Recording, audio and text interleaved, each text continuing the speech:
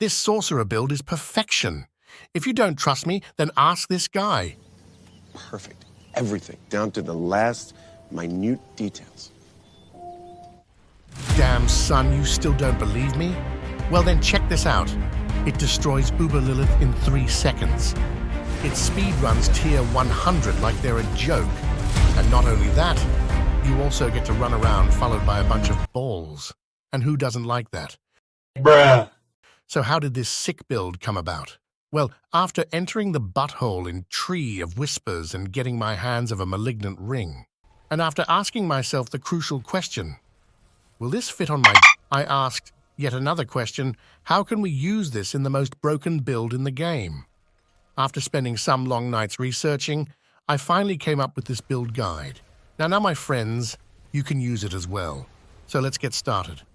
To get this build up and running, you're going to be looking for a few different aspects and gear pieces. Firstly, I just want to let you know if you found this one yet, then f*** you, my friend. What I'm using is this sorry excuse for a helmet. What you're going to look for is cooldown reduction, max life, armor, and barrier generation.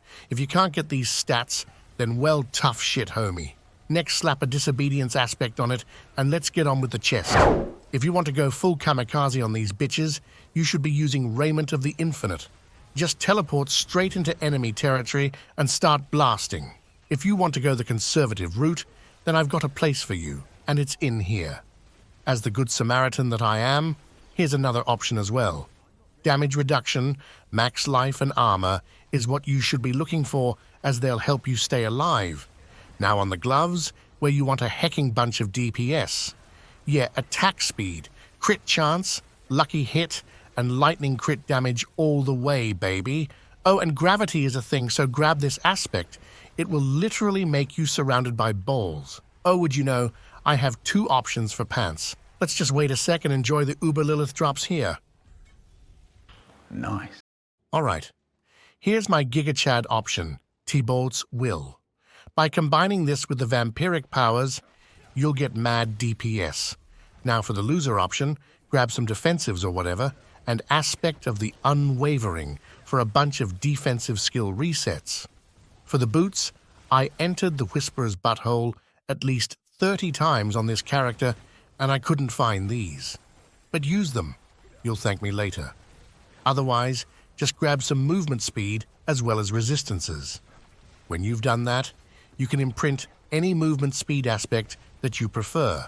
On the weapon, you're going to get some DPS stats. You should look for stats that can be used on bosses, such as intelligence, mastery skill damage, crit damage, and damage to close enemies. And the aspect of choice is the conceited aspect. On the amulet, we have a bunch of cool stats to use. My favorites being movement speed, mastery skill ranks, devouring blaze ranks, as well as damage reduction. There's a bunch of stats that can benefit us here, however, so don't be afraid to experiment. As aspect, there is but one choice, however, Storm Swell aspect, because damage is king. For ring, we want the following stats: crit chance, max life, damage to close, and crit damage. To actually be able to cast spells, we also need recharging aspect, as this is one of the main ways we get mana back with this build. And on to the best ring in the game, the Talarasha ring. Previously a dog of an aspect, now providing us with up to 60% multiplicative damage. Yeah, you heard me right. Insane, huh? So make sure you get it. And lastly, the offhand. Here we are looking for some mana regen as well as cooldown reduction and crit chance.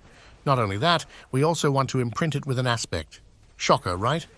We will be getting a bunch of mana in burst using this build, so Elementalist aspect is actually busted here. All right there, bud. Don't click off this video just yet. Riley Reid can wait. First, we need to take a look at the Vampiric Powers. Now, I must mention that if all you want to do is a buttload of damage, you can actually use Infection, and it will trigger an extra procy of the Talarasha ring. I'm all about surviving, baby, so I have some other choices, however. Firstly, I'm grabbing Anticipation.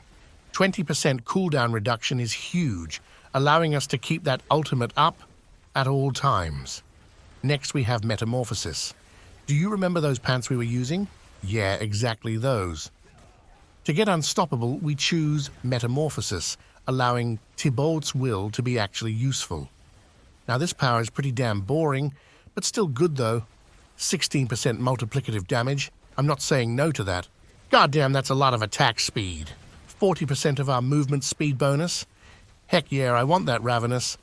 And lastly, Undying. A proper name, as this will make us completely unkillable. Now before we head on over to the skill tree, let's have a quick word from today's sponsor.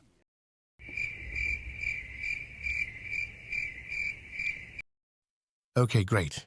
Now let me just warn you because this skill tree is a certified banger.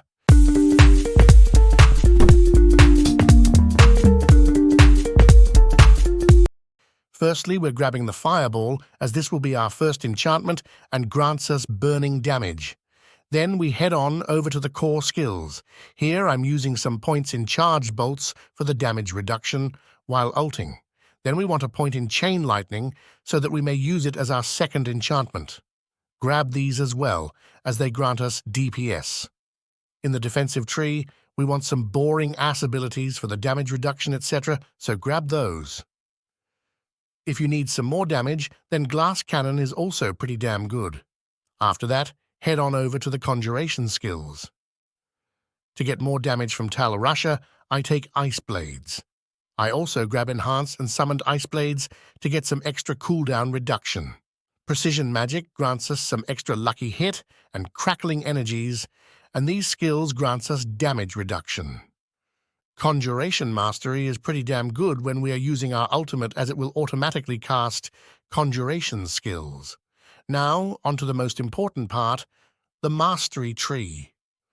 We start off by picking Devouring Blaze for the multiplicative crit damage, and then we max out our balls while also picking up Static Discharge and Invigorating Conduit for more mana. In the ultimate tree, pick up Unstable Currents. We want to keep this up as much as possible, as it is broken as hell. Electrocution is also great, as it grants us damage reduction. And lastly, the finale, Overflowing Energy. By having this, we can not only keep spamming Teleport, but also keep up our Unstable Currents almost permanently. Was that too fast? Don't worry, fam, just watch this video 20 times. Also subscribe to the channel, because why the hell not? Now I left out a part of the video on purpose to edge you a bit. Yes, my friends, the gems. Where are the hecking gems? They're here. Emerald in the weapon, ruby in the armor, and either resistances or armor in the jewelry. Easy, right? And now, are going to a place of beauty. My magnum opus, the Paragon Board. I've spent hours on end fixing this Paragon Board, making sure to get all the rare nodes I want and taking everything into consideration. Just so you don't have to, let's have a look. In the starting board, pick up Adept. Not only for more damage, but you will also get bigger balls. Like you need it, am I right? Now grab Static Charge for mana and vulnerability, and then take the Charged Glyph for some extra multiplicative damage. After that, we can yeet on over to Ceaseless Conduit and pick up Reinforced. Not only does this grant us 15% damage reduction, but we can also take one less lightning resistance stat on our gear using it. In the Enchantment Master Board, take Territorial. This is probably our best glyph, more or less a must-have. And then go to the Burning Instinct board. Here, take Flame Feeder. We also get a bunch of damage reduction from this board, which is hecking great. And lastly, the Elemental Summoner board. Here we want Destruction. It grants us a huge amount of crit damage, which works well with our near 100% crit chance, and the additional bonus is also absolutely bonkers. And that, my friends, is all for today. Thank you for being awesome.